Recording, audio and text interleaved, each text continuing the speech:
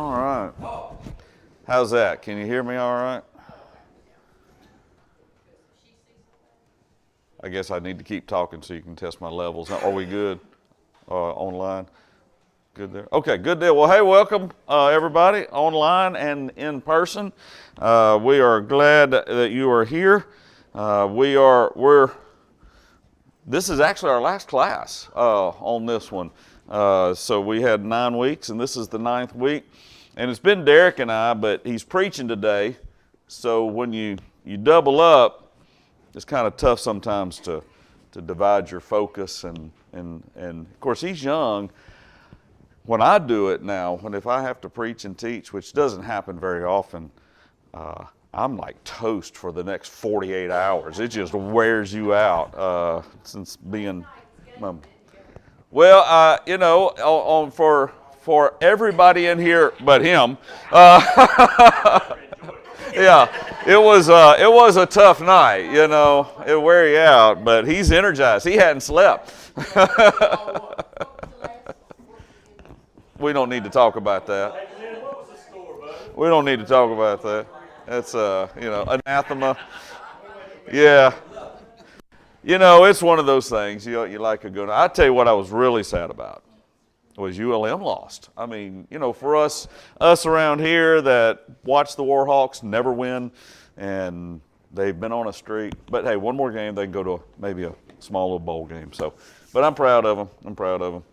But no, it was that'll wear you out for sure. But it's all good. Tech won, so that's good. Go Bulldogs. They've had a tough year, and so. We have been in Hebrews 11, and the beauty about Hebrews 11, as we said at the very beginning of this class, if you were to cut Hebrews 11 out and move it out, it wouldn't change from 10 to 12. It wouldn't change the author's thought and what he's trying to do. So when you put it in there, or as he did, when you put it in there, it really highlights and puts an exclamation mark on everything that he's trying to say in Hebrews. And as we finished up last sermon series, we did this, we were preaching through Hebrews. Josh said, I'd really like to do a deep dive into Hebrews 11 and some of those stories, because every one of those stories has some awesome stuff. And today, we got 2 objectives in the next 30 minutes or so. One is to look at this Daniel story and the stories that are going on in Daniel, a couple of them, make some quick points, and then to kind of land the big jumbo jet of Hebrews 11 with some broad points that are happening. I had a couple of questions online from some online folks and about different things in this section of the text. So I appreciate those, and I'm glad those came in, and we will hit those towards the end. So verse 32 is where we're going to look at, and then we're going to jump to Daniel. So if you want to go be flipping back and finding Daniel, we're going to spend a lot of time in Daniel, because that's where most of it happens. Verse 32 of chapter 11 of Hebrews says this, and what more shall we say? In other words, do we have to say more? Well, we will. What more shall we say to prove our point is kind of the understood thing. I do not have time to tell about, and he starts going into all these names. And the point there is, look, if we were to talk about these by faith moments in people's lives, we don't have time. You couldn't read it all. I couldn't write it all down. I do not have time to tell about Gideon, Barak, Samson, Jephthah, David, Samuel, and the prophets, who through faith conquered kingdoms, administered justice, and gained what was promised, who shut the mouths of lions and quenched the fury of the flames. Now, I'm just going to pause right there, because that's where we're going to camp for a minute this morning. Who shut the mouths of lions and quenched the fury of the flames. Obviously, those 2 phrases are talking about who? Daniel and the stories in Daniel. So, we're going to come back to Hebrews 11 to finish in a minute. So let's flip back a few centuries to Daniel, and and see. That's Deuteronomy. Let me find my little, there it is, in Daniel. This, probably for most of us, let me ask you, put it this way. How old were you, if you can remember, when you first heard the story of Daniel? 7? 6? Under 5? Yeah. So let's flip that. How many are, when I say Daniel, you're thinking, who's Daniel? Isn't that a diet plan? You know, or how many are familiar with the Daniel diet plan? Oh, there you go. Yeah, a few of us are. How many of you not sure what I'm talking about when I say Daniel? It's okay if you're not. Okay. So most of us at some level have heard of Daniel, and most of it we hear about in children's stories. And that's a beautiful thing. We hear about Daniel in the lion's den. We hear about the fiery furnace with his friends. And we're going to look at those. We're going to try to look at those from a different perspective. The big picture of what's going on, Daniel, is that people have been called, the people of God have been called to live counter to the culture that they're in. All right, so you've got 4 people. You've got Daniel, Hananiah, Mishael, and Azariah. We know them as Daniel, which was the Jewish name, and Shadrach, Meshach, and Abednego, but that wasn't their given names. That was not their born names. That was their given names by Babylon. Daniel's Babylonian name was Belteshazzar. And so we're going to look at that in just a minute and what they were doing with all that. And it also involves 2 different nations, 2 different kingdoms that were in power during this time when you look at the whole scope of it. So look at Daniel chapter 1 with me. In the 3rd year of the reign of Jehoiakim, king of Judah, Nebuchadnezzar, king of Babylon, came to Jerusalem and besieged it. And the Lord delivered Jehoiakim, king of Judah, into his hands, along with some of the articles of the temple of God. These he carried off to the temple of his God in Babylonia, and put the treasure house of. Let me try that one again. These he carried off to the temple of his God in Babylonia, and put the treasure house of his God, and put in the treasure house of his God. So there's a lot in those 2 statements, a lot of history and predictions and why that happened. So I encourage you to go back and look at 2 Chronicles and 2 Kings, and you kind of get all that, why that happened and what was going on. But bottom line, for what we're trying to get through today, it's a bad time for God's people. They have been defeated, their temple has been destroyed, and they have been carried off. It's just this was predicted, and it will last for 70 years. This captivity, this imprisonment will last for 70 years. So, what are they going to do with these people? Daniel chapter 1, verse 3. Then the king, let's put it this way. Their goal is this: annihilation by assimilation. They didn't just want to go in there and destroy everybody. They wanted to annihilate them and assimilate them into their culture. All right, and it's really an awesome plan. Think about it. Now, just kind of watch this. Watch what happens here. It's pretty smart. You don't just go in and destroy them and take them over and enslave them and just defeat them. You assimilate them. Because if I can assimilate, well, let's just read before I start talking. Verse 3. Then the king ordered Ashpenaz, chief of his court officials, to bring in some of the Israelites from the royal family and nobility. Young men without any physical defect, handsome, showing aptitude for every kind of learning, well informed, quick to understand, and qualified to serve in the king's palace.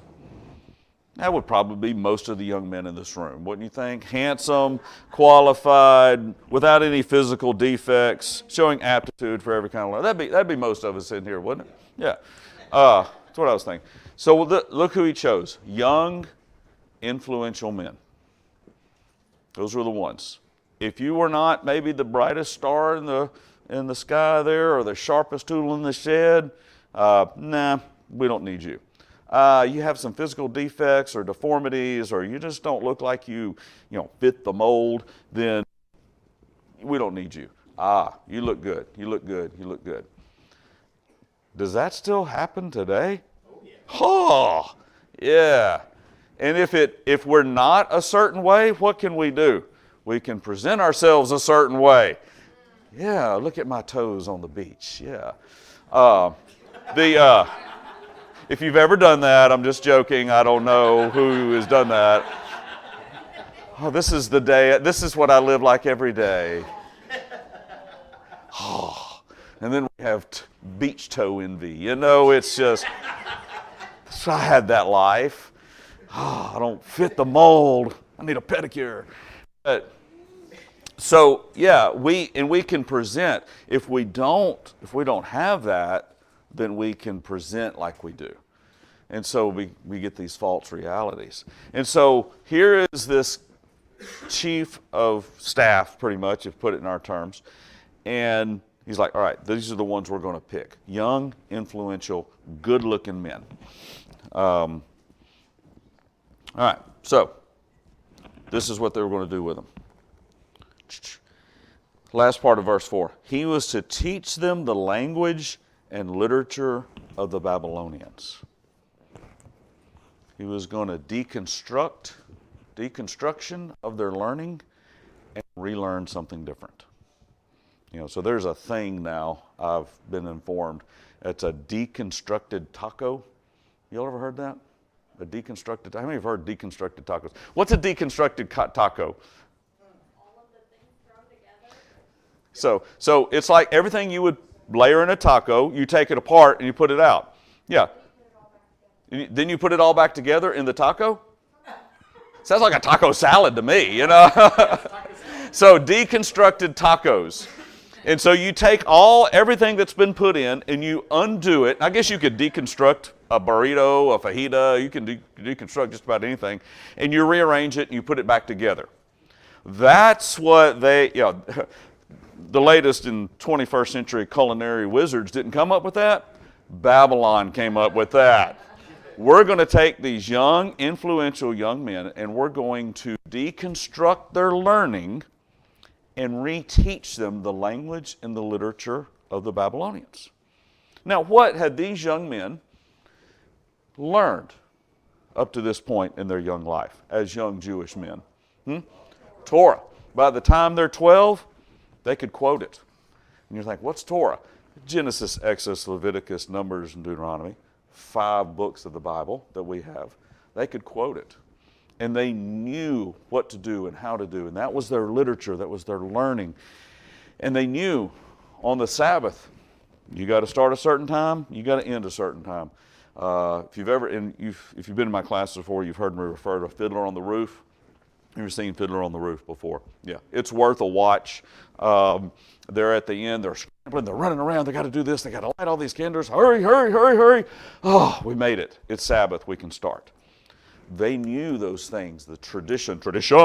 If you've seen Fiddler on the Roof, you get that. They knew those traditions. And so they bring them in to Babylon, and they're going to deconstruct that learning because all their learning was around who and focused on who. All the Jewish learning was all focused towards who? The Jewish people learned to focus on Jehovah God. The literature and the language of the Babylonians was very, very different. Very, very different. Have you ever been in a Hispanic culture where for a period of time where like a week or two and no one spoke English? Yeah, and and I've noticed this when we go to the Dominican Republic or Honduras, you start speaking English in their accent. You know what I'm saying? And you start trying to, they're men, and you just do it, and you start speaking English like they speak Spanish, and it doesn't translate, but you feel like it does. Boy, in 1 week, that just little nuance of change. Can you imagine on-purpose deconstruction and relearning? The other thing was this, verse 5. The king assigned them a daily amount of food and wine from the king's table. And the whole idea was to focus on themselves. So, we've mentioned already the LSU A&M game, and it's kind of stressful. You mentioned, and sad. How many of you ate afterwards because you were just sad? I had cookies. You had cookies. You celebrated in victory. Yeah. So, food, you sometimes chips and salsa and queso, that just makes you feel good, doesn't it? If you feel bad, stop by Chick-fil-A, get a milkshake. It makes you feel better. It just makes you smile. It's like bluegrass music. You can't help but smile when you hear it. And food is comfort, isn't it? And food is satisfying, and we love it, man. Oh man, that's that liberal ice cream. You got to go to Chick-fil-A. That's that Blue State ice cream. Get out of here. Go get some Bluebell, man. Go get some Bluebell.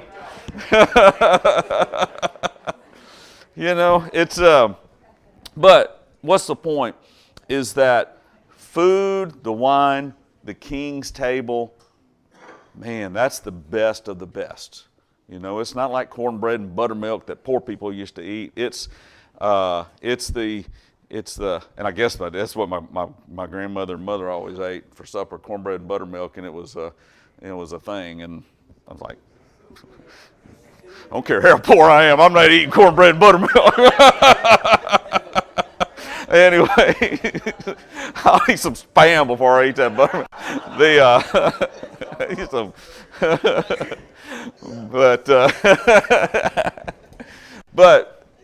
But the thing is, this is the best food. This is the choicest food. This is like John Godwin crappie, I mean, this is like good stuff.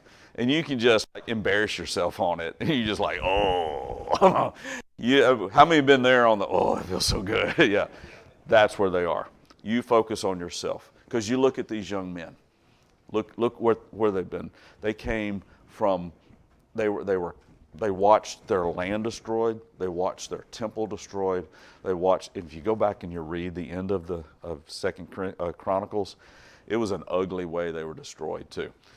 Their king that's mentioned here, their king tried to rebel against Nebuchadnezzar's army. And they caught him, and they caught his sons. And this is what they did. They held him, lined all his sons up in front of him, and killed him. And then they gouged his eyes out and left him alive and took him away. That's how brutal and ruthless. The last thing that king's eye, the king they just mentioned here, saw was the death and murder of his sons. And he never saw anything else again. That's how brutal. That's what these guys saw. And they go to this land with all these foreign things, and they're like, what do we do? Hey, it's going to be okay.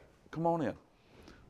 Sit at the table with the king's table and all this food. They're like, oh, man. I mean, these are Jews. They've never had pork ribs before. Oh, this is pretty good stuff, And so they started to assimilate into that. And then look at here. The last part of verse 5. They were to be trained for 3 years. And after that, they were to enter the king's service. Time. Young, influential men deconstruct and relearn, focus on yourself, and we got time to do it. Just take your time. And we're going to play the long game. Sound familiar? Yeah. That's what happens now. The other thing was this. Among some of these, verse 6, were from Judah. Daniel, Hananiah, Mishael, and Azariah. The chief official gave them new names. Okay? He changed their name. Anybody know what your name means? Huh? Yes, it means. And so, do you know what your name means? Okay. So my name's David. It means beloved. What's your name mean? Noble. Handsome. Well, look at you, Daniel. Consecrated to God. And so our names actually carry a meaning of some sort. And for the Jewish culture, if you go back and look at what they did, they would name their children based on some of the circumstances that might have been going on in their life. It's a pretty cool story when you look at Abraham and, not Abraham, Isaac, Jacob and his children. And the first three children that were born to him, and I forget their names. It was Reuben, Simeon, and Levi, and they mean something about I want to be loved. I hope my husband loves me. All these things. And then Judah is born, and she said, "I will praise God because I have another son." Judah means I will praise God, and they began to live those names out. It meant something. We didn't go through that process when we named our children. We just kind of liked the names and how it sounded together. Nathan Palmer Bromley. Sounds presidential. Let's put it there. That's had some family connection there, actually. Palmer's a family name. Hayden Samuel Bromley. That's got hey, it sounds good. He was going to be Riley, and then Riley Covington was born, and so we couldn't do that. But so Hayden Samuel's a family name. It's in there as well. Avery Nicole. We just liked it. But there's really not much there. But changed their name. And that had significance. And this is what they did. From Daniel, which means God is my judge, the chief official gave the name. To Daniel, he gave the name Belteshazzar. Daniel means God is my judge. Belteshazzar means servant of Baal. So his identity began to change. To Hananiah, which means the Lord is gracious, he gave the name Shadrach, which means inspired by the sun god. To Mishael, who means who is what God is, he gave Meshach. And he said, which means who is what the moon god is. In other words, who is what God is? Who is what the moon god is? Just a little switch. And then finally, Azariah, which means the Lord helps. He gave Abednego, which means servant of Nebo, which was one of the Babylonian gods. So you can see what's happening here. You can see that's why we say annihilation by assimilation. I can defeat you, but if you're a young, influential leader from a noble family in Judah, where do your loyalties lie? Back home. But if I can play the long game and change all this, then I'll have you for life. You'll just settle in. You'll find a beautiful Babylonian woman, raise some beautiful Babylonian children, and where's Judah? Where's Jerusalem? Who's God? Verse 8. But Daniel resolved not to defile himself with the royal food and wine, and he asked the chief official for permission not to defile himself this way. Now God had caused the official to show favor and sympathy to Daniel. No matter our situation, God is still working. He's still in control. We've got to remember that. It's sometimes hard to remember, but we've got to remember that. But the official told Daniel, I'm afraid of my lord the king, who has assigned your food and drink. Why should he see you looking worse than the other young men your age? The king would then have my head because of you. Again, that whole self-preservation thing. Daniel then said to the guard, whom the chief official appointed over Daniel, Hananiah, Mishael, and Azariah, please test your servants for 10 days. Give us nothing but vegetables to eat and water to drink.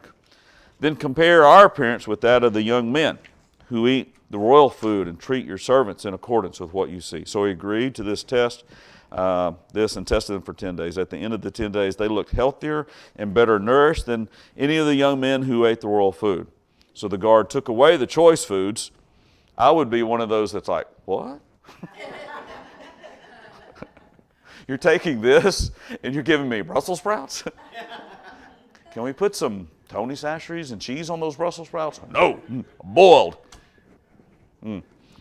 So the guard took away the choice food and wine, and they were to drink, and gave them vegetables instead.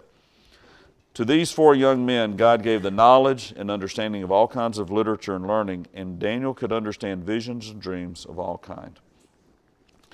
So Daniel's plan was, of course, to hang on and to be bold and to lean into God's plan, which is our theme of this whole Hebrews 11. He offered, even in his resolve, let's understand, he was obedient to God and he was respectful. And the Lord worked that in such a way that there was favoritism shown towards him. And he persevered, trusted God's plan, offered a solution that was amenable, and leaned into the situation, and it worked out in a favorable way. However, let's think about this. At the end of that time, had their circumstances changed? No. They were still enslaved to a nation that had annihilated them physically, but had failed to annihilate them and assimilate them into the culture. They stood their ground, even though their circumstances had not changed. Did they want to go home? Yeah. In fact, just to preview, at the end of Daniel, Daniel's 70-something or close to 80 years old probably. He's probably a teenager at this point. 70 years later, we're not sure he even went home, like he ever went back to Jerusalem. But he never gave up hope. Our circumstances may never be what we want them to be. And they will change. But even in the middle of our circumstances, we'll still hang on. By faith, we live in our circumstances, and we're faithful to God in our circumstances. Because the alternative is to sit at the king's table, eat the choicest foods, and be assimilated into, and nothing will change, and it will be changed for the worse. Because following the culture, following our desires, following our own way of thinking, and growing in faith, even if it's little and we're beginning the journey or we're way on down the journey, these paths, following the culture and our own desires, are diverging paths. The further we go into the culture and our own thinking and our own desires, the further we get away. And the further we go into faith, the further there's a clear distinction between us and the culture and how we live. But we do it respectfully. We do it with love. We do it and we just accept our circumstances, but we live for God in the middle of it all. So, okay. We've got to move pretty quick here, so I won't read much more, but I will point to you on some things. I'm getting the eyebrow like, you better hurry if you're going to, from my wife. You're right. So Daniel chapter 3. Let me tell you what's happening in chapter 3. All right, so these guys, they're in the king's service. They rise up in the ranks, and they've never lost their faith, and they still practice serving the one true God and never bow a knee to any of the Babylonian gods. Then this happens. Daniel chapter 3. Nebuchadnezzar comes in, and there's this by faith moment in the fiery furnace. There's this idea. He sets up this image. Their fight song starts to play. Their alma mater, their anthem starts to play, and they all stand up and are supposed to praise this image, and then they're like, no. And then Shadrach, Meshach, Abednego say, we're not going to do it. So if you could just imagine, if all of a sudden, everybody in the nation, you just take everybody, and they all bow down before this image, and 3 people are standing. Nope, we're not doing it. We're not doing it. I felt that way one time. And if anybody has a Catholic tradition, this is not a slight against that at all. But I had a cousin that was Catholic, and he died, and they go through the full Catholic Mass, and there's a lot of kneeling and things that go up and down there. And I'd never experienced that. I grew up very Protestant. And they put those benches down, and everybody went down there, and I think it was me and Karen sitting there. She's like, "Well, what do we do?" I'm like, "I don't know, but I'm not going to do it because I don't know what I'm doing. I don't want to do it wrong." But I wasn't being disrespectful, but it wasn't anything I was going to do because I didn't know what I was doing. And so it's like, okay, we're the only ones in here that didn't kneel, and no one said anything. It wasn't a big deal, but this was a big deal. You're not bowing a knee to the king and to the God that he set up? No, we're not. Well, Nebuchadnezzar was hot. I mean, he was hot. Verse 13 of chapter 3. Furious with rage, Nebuchadnezzar summoned Shadrach, Meshach, and Abednego.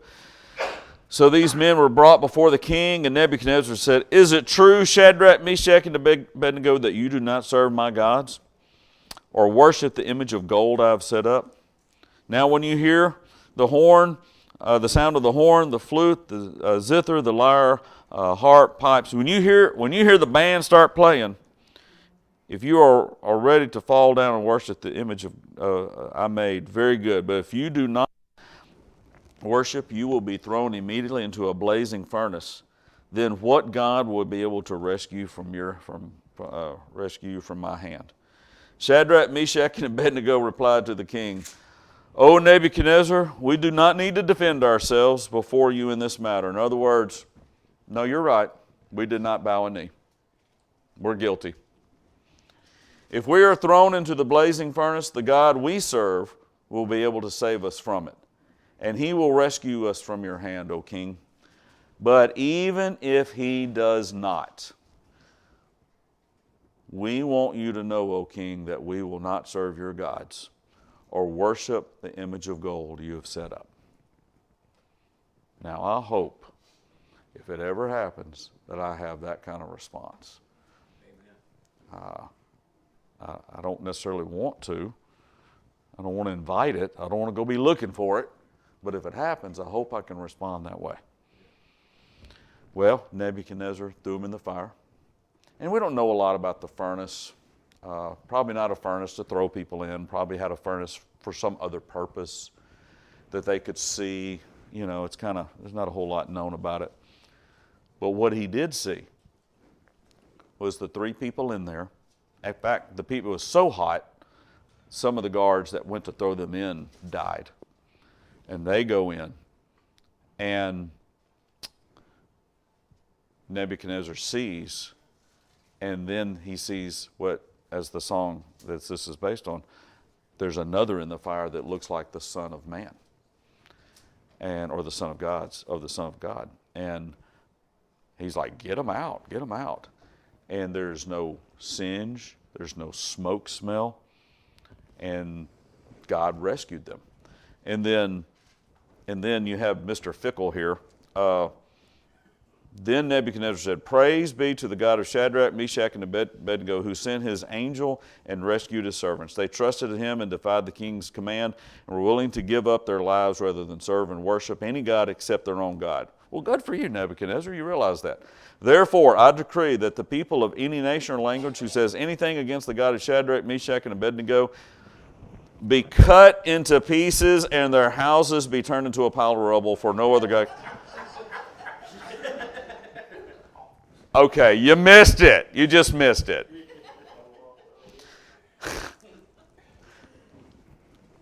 So the fiery faith in a fiery furnace. And then you get into this fickleness that happens here, because here he is all fired up. And then in the next chapter, he's looking around saying, "Look at everything I've done. Look at all this." And he goes and eats grass, literally, for 7 years. And then he finally, after 7 years, turns his head to heaven and says, "Okay, you're God." Fickle faith, fickle faith. Well, he's destroyed. there's a lot of jealous people. Daniel gets thrown into a lion's den. And they shut for praying to God. And that's some fickle colleagues, the colleagues that he worked with. But the king didn't want to do it, but he had to follow his orders. But there's a few things, fiery furnace and lion's den lessons that we need to remember as we begin to land here. One, it's tougher to take a stand in the moment if a stand hasn't been taken before the moment. Got to remember that.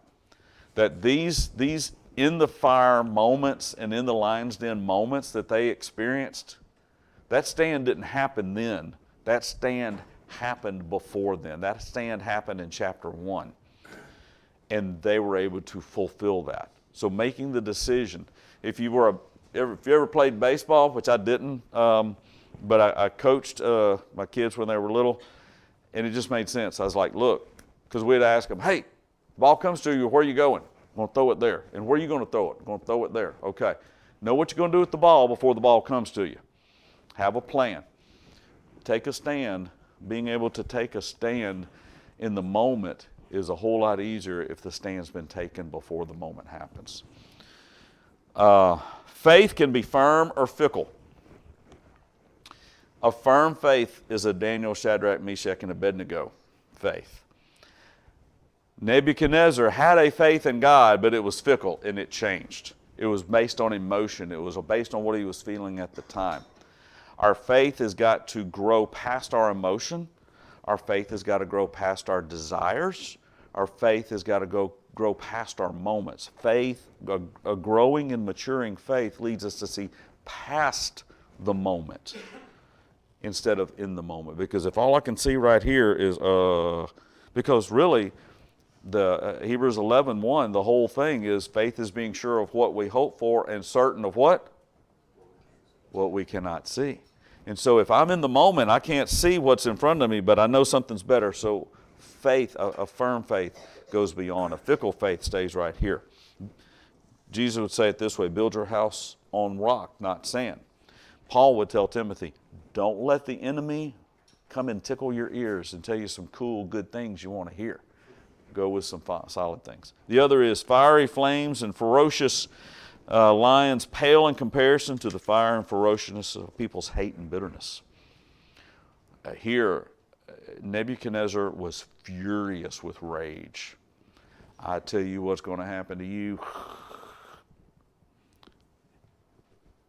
You know, people's words stick with us, don't they? I had some friends in this weekend, and their daughter's she's gorgeous, just beautiful, beautiful girl, solid, stellar athlete, and just a phenomenal. Plays college basketball now, but she's what, 6'3". She's 6'3", and probably about 185 pounds. Before she went to college, now they, strengthen her up to play college ball. And that was a struggle because she's 2 heads taller than everybody else around her as a young woman, but because of the words people would say and the ferociousness and the bitterness and the thing. She really struggled with that. But now she's on a full scholarship to Abilene Christian University and starting as a sophomore, and she is gorgeous and beautiful. And you know what? That's those words and the bitterness and the hate that people have. It's not becoming of God's people. It's not what God wants us to become. And those things last longer than anything. People make a lot of bad decisions in life.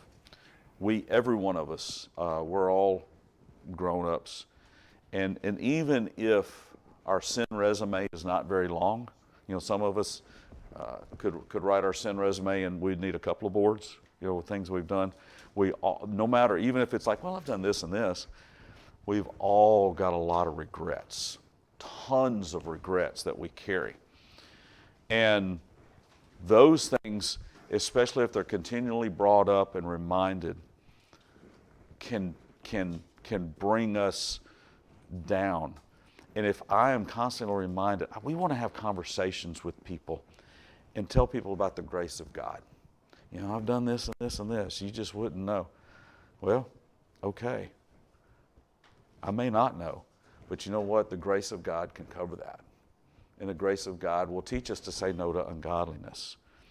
But if my ferociousness and my anger towards something translate to I'm angry and ferocious towards you, that's going to shut down a conversation. Don't want that to happen. Anyways, I'll start getting to preaching now. But anyway, well, one thing I do want to cover, because there was two things we want to make. Back to Hebrews, and we'll cover that. So I encourage you to read Daniel. It's worth the read. Challenge of Hebrews 11, of course, is be bold, hang on, lean in. Let's finish reading this text in Hebrews chapter 11. Behind all these stories that we have in Hebrews 11 are by faith stories that people did. Some are good, some are not so good.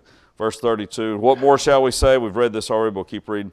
Read it again. What more shall I say? I don't have time to tell you about Gideon, Barak, Samson, Jephthah, David, Samuel, and the prophets, who through faith conquered kingdoms, administered justice, gained what was promised, who shut the mouths of lions, quenched the fury of the flames, escaped the edge of the sword, whose weakness was turned to victory, and who became powerful in battle and routed foreign enemies. Women received their dead raised to life. Others were, hold right there. These are all those things. Man, this is the good side of be bold, hang on, and lean in. Man, fires were quenched, lines were shut, people received back their dead to life again. All these things happen. Yeah, that's the good side of it. The other side of the coin that happens sometimes more often than not, others were tortured and refused to be released so they might gain a better resurrection. Some faced jeers and flogging, while still others were chained and put into prison. They were stoned, they were sawed in two, they were put to death by the sword. They went about in sheepskins and goatskins, destitute, persecuted, and mistreated. That's both sides of that. Women received, this is one of the questions that came in online, was women received the dead back to life. Yeah.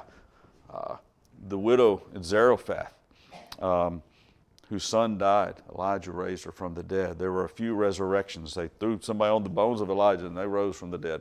Jesus rose people from the dead while he was on the earth. We see that happening with Paul on some of his journeys, the miracles that happened. But what happened to those people that were raised from the dead? They died again. Yeah, they died again. It was a grief for a moment. I've got some hope, but it's grief revisited later on. What's the better resurrection in Jesus? It's a resurrection for eternity that we're going for. That's what keeps us motivated. That's what keeps us going, that I have a family, that even though we face all kinds of things, it's a lot of times in my own head, fortunately we're in an area that we've not received a whole lot of persecution, but in our own heads, man, we can beat ourselves. No one beats me up like me, and boy, the devil can get in my head so easy. But we go for that. That's the difficult side of victory. But then there's the fun side of victory where you see that and you get to experience both. Both, no matter what comes, we live by faith. And this is ultimately where our faith leads us. Verse 38, the world was not worthy of them. They wandered in deserts and mountains and caves and holes in the ground. These were all commended for their faith, yet none of them received what was promised. God had planned something better for us, so that only together with us would be made perfect or complete. So what does that mean? Think about the words that Jesus told in the parable. Well done, good and faithful servant. That's what this is. That's what our by faith life leads us to. When we're bold, when we hang on and we lean in to whatever the circumstances are, good, bad, or ugly, in the end, we're aiming for a better resurrection and well done. All right. Does that land the plane pretty good? Okay. Love you guys. Thank you for your